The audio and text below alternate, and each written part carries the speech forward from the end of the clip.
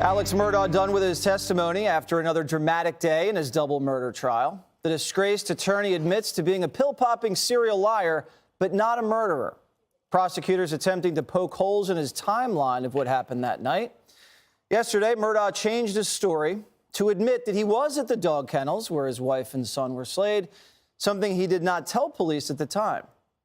All of this, the last time you supposedly saw your wife and child, all of this detail, you as a lawyer and a prosecutor didn't think that was important to offer on your own? Oh, I think it's important. And now that Murdaugh copped to lying about being at the kennels, he told prosecutors today that when he left his wife and son, minutes before they were slaughtered, no one else was around. Were the dogs barking and carrying on, or going out into the woods, or acting like they sensed somebody was around that they didn't know? No, they weren't. There was nobody around that the dogs didn't know. There was nobody else around. All right, good. For them to sense. But the most explosive moment of the day, Murdaugh putting forward his own theory on who murdered his family. He believes it's revenge over a boat accident involving his now deceased son, Paul. Paul was driving the family's boat drunk when it crashed and killed one of his friends. I didn't believe that any of the families, the people that were involved in the boat wreck, had anything to do with hurting Maggie and Paul. Okay. But I can tell you that at that time, and as I sit here today, that I believe that boat wreck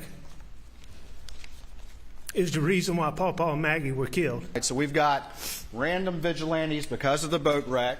Now, I don't know that they're random vigilantes. Well, you just said it wasn't the family or the kid, or the kids or the family of the other kids in the boat, right? So you're saying it's somebody off of social media, and you don't have any evidence of that, do you? You just believe that, and you're just telling that jury that as you try to explain the lie that you told for the first time yesterday. Isn't that right? No, sir, that's not right. So what you're telling this jury is that it's a random vigilante. That's your the 12-year-old, the 12-year-old 5'2" people that just happened to know that Paul and Maggie were both at Moselle on June 7th, that knew that they would be at the kennels alone on June the 7th, that knew that you would not be there, but only between the times of 8:49 and 9:02, that they show up without a weapon, assuming that they're going to find weapons and ammunition there, that they commit this crime during that short time window, and then they travel the same exact route that you do around the same time to Alameda. That's what you're trying to tell this jury? You got a lot of factors in there, Mr. Waters, all of which I do not agree with, but some of which I do. So, Judge Pirro, how important was it that Murdaugh put forward this alternative theory of the killing? Well, look, he started this yesterday. This guy is without a doubt one of the best, not just defendants, certainly the best defendant, but the best witnesses I've seen on a courtroom stand. Nobody can put words in his mouth as hard as they try. No one can pull the wool over his eyes. He is sharper right now than that prosecutor is, and that prosecutor has a game plan. This guy has to have a terrific memory to be able to keep straight on the lies that he's telling. Okay, but what's going on today is that he has consistently added another possibility, and so some jurors going to say, there could be someone out there who did this, okay? But if the prosecutor has any brains, and I don't like that cross-examination. Yesterday, I like him. He's a bulldog. But you can't be a bulldog straight for 2 days. The jury is gone. They left after the third time you stole and you looked in their eyes. Okay, they're saying he's a liar, a thief, and a con man. He says, I am. But the problem is that when he said he left the scene and he goes back, within 2 minutes, all of a sudden, he calls him again. Why is he calling Mags and Pawpaw again? And he's making 293 footsteps. He's pacing. He's pacing because they're not answering the phone, but he's only 1,100 yards away. All he has to do is get back in the golf cart and go back there. But the prosecutor isn't making the point the way he should. His summation has to be brilliant. It has to hit all the points that he missed. Understand one thing.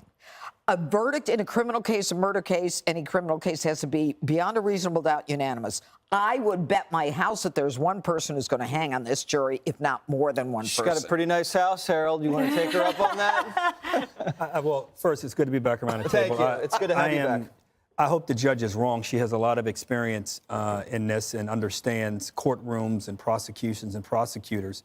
I didn't watch a whole lot of this, admittedly, till today, and I read a lot about it as we were going to talk about it today.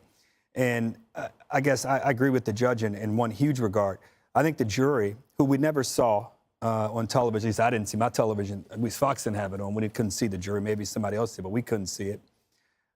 It all depends on what the jury believes this man right here did between 8:49 p.m. and 9:02 p.m.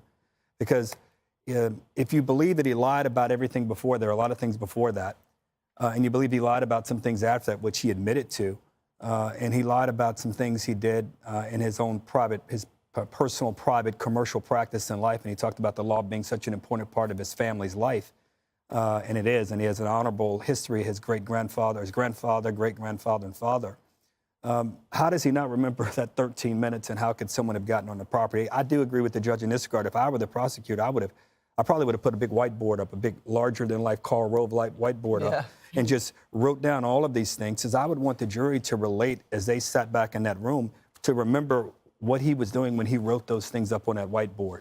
But look, I'm not going to second-guess the prosecution. They saw what they saw that jury, that prosecutor had an opportunity. I think his name was Waters, but no relation. No relation. And so he saw what the jury was thinking, and he could see their eyes, and we'll find out here shortly. I guess the one question I would have for the judge, not to take this from you, Jesse, at all, but is what do you think they do? Will they have an opportunity to call? Because would you call maybe a police officer or somebody just to reaffirm and reinforce for the jury that he lied to them, and when did they think he might have been lying? I would absolutely, as a DA, as a prosecutor. Do they have that right in South Carolina? I don't know enough about that. You have the right to offer rebuttal to testimony, okay? But the problem is, as a judge, I'm not going to allow it because it's not material to the murder. We've already established that he's lied. So I'm going to say, as a judge, the jury already heard that. You can bring it up in summation. You can read the record. That's it. Correct me if I'm wrong, but they don't have a ton of physical evidence, right? They don't have the murder weapon. They do have that video that shows he was around the crime scene at the time. My understanding that it's all circumstantial evidence. So the prosecutor and Murdaugh himself has established, I'm a liar. He's a liar. He lies about everything. If he lies about all these other things, why wouldn't he be lying about killing his wife and son? But that's not the standard. The standard is beyond a reasonable doubt on the murder charges. It's not beyond a reasonable doubt on whether he's a liar or not. So that's maybe not going to fly when it comes to the jury deliberating. One thing that he was asked by his defense attorney before they adjourned for the day was, did you murder Maggie and Paul? And he said, I would never hurt either one of them. He did not say no. So maybe that, it's a very lawyerly answer to give by not giving a yes or no answer. That would hurt, though. Like, that would hurt. It would hurt. But he didn't answer that question. And, of course, the remaining question is, if he didn't do it, who did? Well, and the police clearly don't have any other leads when it comes to who may have done this. Right, but Judge, I agree with you. I think that there's going to be one person who might say, I don't know. I mean, there are plenty of reasons, from what I understand, to hate this family and to hate more than just him, and to be so mad at that kid who was driving the boat and killed that girl. I mean, do I think that's what happened? No, I think that he killed these people. But actually, I think the prosecutor's plan was to be, okay, I'm going to show this guy that this guy's a liar, that this guy's an addict. And he's saying, absolutely, I am. And because I'm such an addict, that's why maybe I behaved in some crazy ways back there, but I would never do this. And he is doing such a great job, and it's almost, it makes you hate him even more, because you can see how you can get away with all of these different things that they've seemed to have gotten away with their entire lives by the way he's coming off there after like a year of a horrendous media about what trashed all of these people are. To be able to watch that and have him still come off as pretty sympathetic. Can I say, Judge, one thing? But Judge, when in light of what was said, wouldn't you want to call the police back to at least rebut the fact that we did explore and we did look into these other things, and we found that was not there? That's like the defense in O.J. Simpson saying, or the prosecution say, we're going to call somebody and say, we already checked everybody else out. No, it's an argument. He introduced that, and Murdaugh introduced. So I'm a lawyer. I didn't practice like you, but I went to a little law school. He opened the door. You're right, but that's not material. You don't have to eliminate everyone to be able to indict this person. I'll tell you what the winner is here for him in terms of his being acquitted. 2 guns. I was talking to a friend of mine, Bill Fitzpatrick. He's the DA in Onondaga County. He was the president of the National DAs for years. We were pals and still are. He said to me, Janine, in all your years, at 30 of yours and 40 of his at this point, have you ever seen a homicide scene where they used 2 guns with 1 person? I said, never. He said, Janine, never.